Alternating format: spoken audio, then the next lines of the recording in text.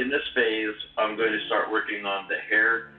A couple of things to keep in mind. When you're doing the hair, you want to map out your highlights, but you want to avoid those areas to the end. So again, I'm all about making adjustments, adjusting my values to be darker, and for me, it's the layering process.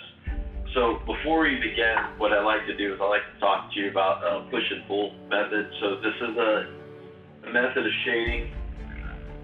It's really useful for hair, especially long hair or wavy hair. When you get into tight curls or spirally hair, you can still use the push and pull method, but you're using it in small increments. So I'm going to come in here, and what I'll do is I'm just going to draw this section of the hair real fast so you guys can see it. So I have this hair coming here and around, and another piece coming over and down.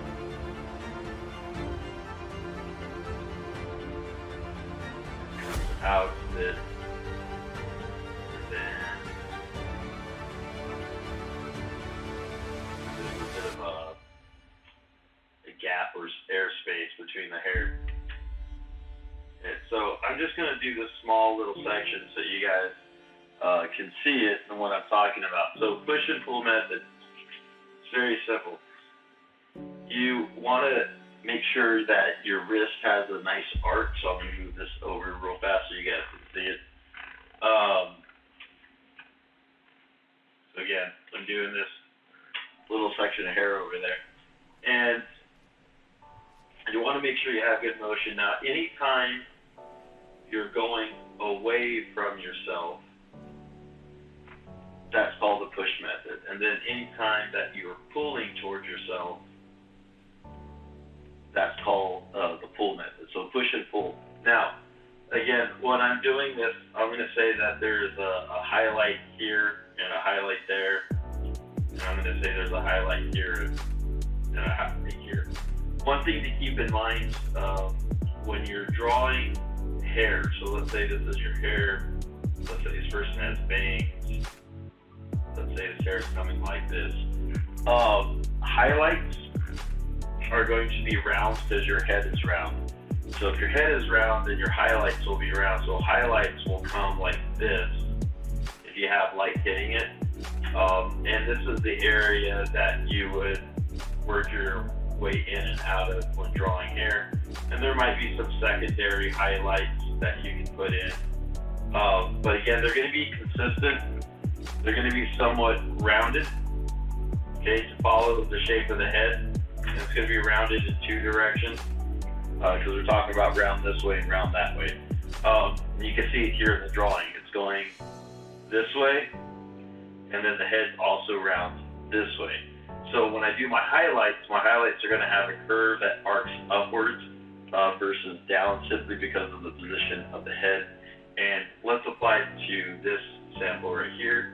So I can come in, and when you move up into the highlight, you want to use your lighter strokes.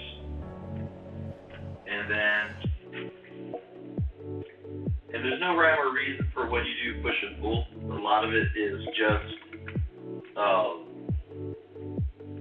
what you're comfortable with. So again, this would be push and pull.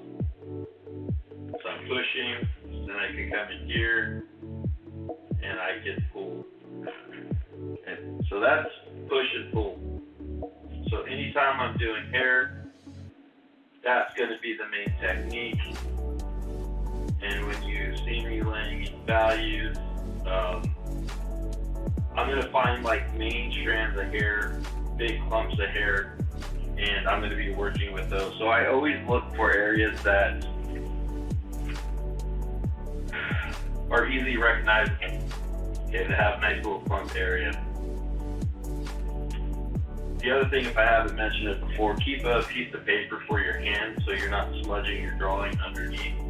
And I'm going to start laying it in. Where it's going to get difficult is up here. The hairstyle that's in the photograph has a lot of different sections that are pinned together, so you have to treat those individually. So what I'm going to do is I'm going to focus on this area right now, and then there's certain areas like this right here that's empty. There's going to be loose strands of hair. There's going to be more hair that comes down, but you kind of want to do that one time through. You don't want to draw it out and then try to trace it over and over again.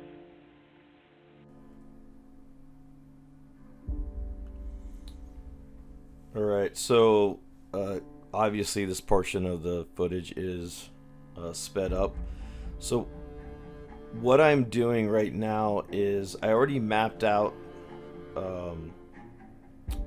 where everything goes as far as my values for the hair, and then again I have a reference that I'm looking at.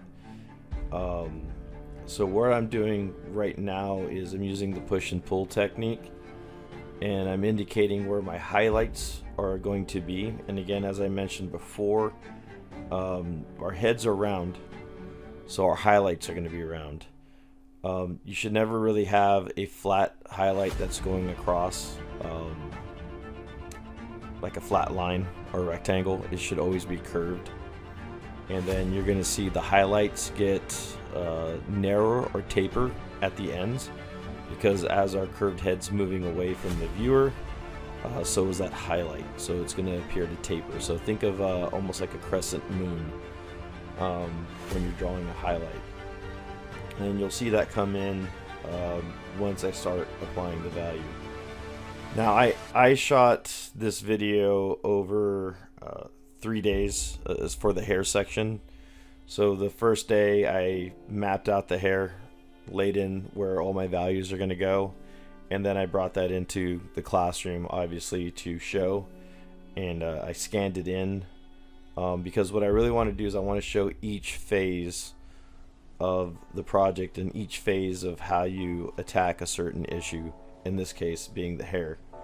And the push and pull technique, it's very simple, and it's just rinse and repeat. Where it becomes difficult is if you have like spirally hair or curly hair. You're doing push and pull on a much smaller scale, and it's way more time consuming. So like if it took me 3 hours to do this hair, if I had to do like really curly hair, it's probably taking me 6 to 9 hours, if not longer.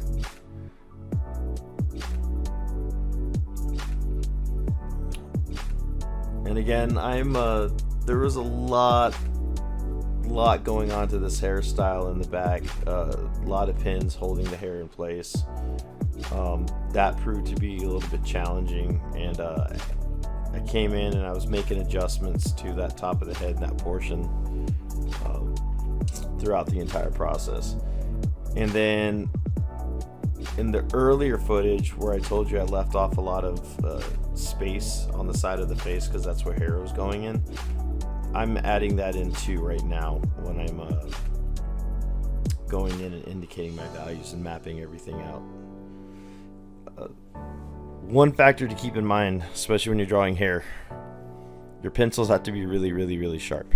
You really don't want to do this with a dull pencil. Now if you're laying in some quick flat values that you're going to draw on top of, your pencil can be dull, but when you want to start adding the appearance of fine strands of hair, you really need to sharpen the pencil. And when you want to do your darker values, you're going to be using a 2B and a 4B pencil. You can even go up to a 6B, which would be really dark, but they get dull super fast, so you're constantly sharpening your 4B and 6B pencils. And that's one thing you're not going to see in the video because I just pause it, sharpen it, and come back. Okay, so now it's mapped out, and now going in and putting in my first layer of values. You can see where I already put in my first layer in the top back left of the head, and I'm putting in my values. You always avoid your highlights. Your highlights, you attack those last. And the first thing you attack is your darkest areas, and that's what you build out of.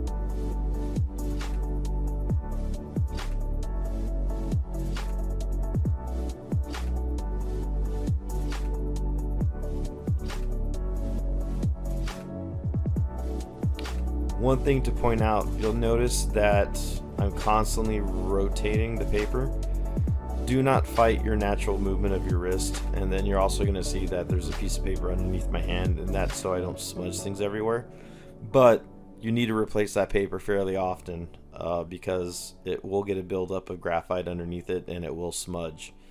But if you replace it, so I take one paper and I fold it a couple of times, and I'll fold it another way, and then I'll fold it another way, and then eventually I just have to toss that paper out and start over with the new paper. But again, constantly rotating, constantly trying to work, with the natural curve of my hand.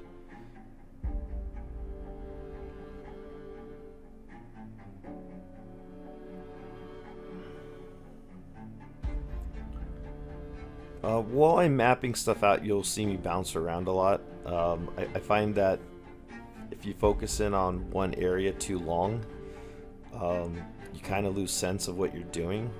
So it's important to jump around and look at the little nuances and find the little subtleties that you're trying to portray.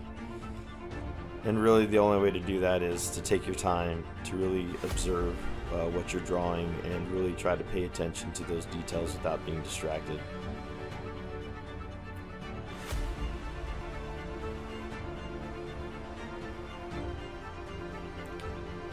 When I was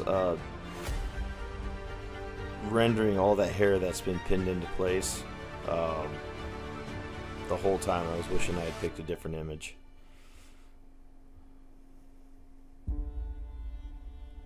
When you watch the video, you'll notice that the longer, straighter hair goes much, much faster.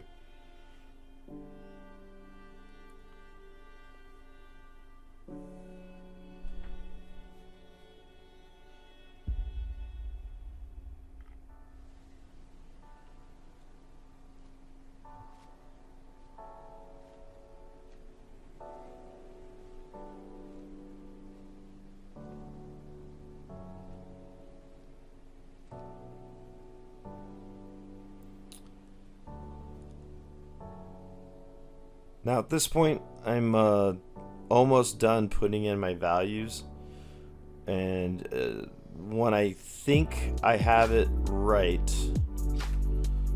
I will walk away from it, and I'll take my eyes off it for a bit.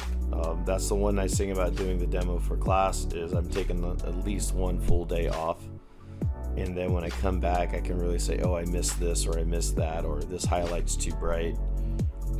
And I can go in and make my adjustments. And then you're gonna start seeing me put in loose strands of hair. Loose strands of hair, absolute last thing you do on any portrait. This is the very, very, very last thing to do. Never start putting in the random strands of hair as you're rendering. You always save that part for last. And then make it a little bit more adjustment. And this concludes part 4 of rendering the hair. So looking at it now on camera especially, I can see that there's a lot of areas that need to be cleaned up and darkened in. So I'm going to make a 5th part, and the 5th part is going to be the finishing touches. That's where I'm going to go in, touch up the hair, add some darker values, darken in my highlights because right now they're too bright in the hair. And then there's some areas in the skin that I need to touch up, some places I need to make darker, and there's things like freckles that I need to add. So that's going to be part 5 of the video.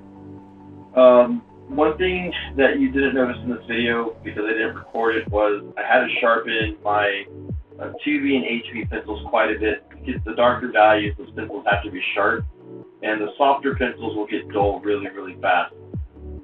So keep in mind when you're doing something like this, to get these fine lines, you have to have really, really sharp pencils. And in the lighter areas, I'm using an H, then I go back over with an HB, and then I go into my darkest parts with a 2B.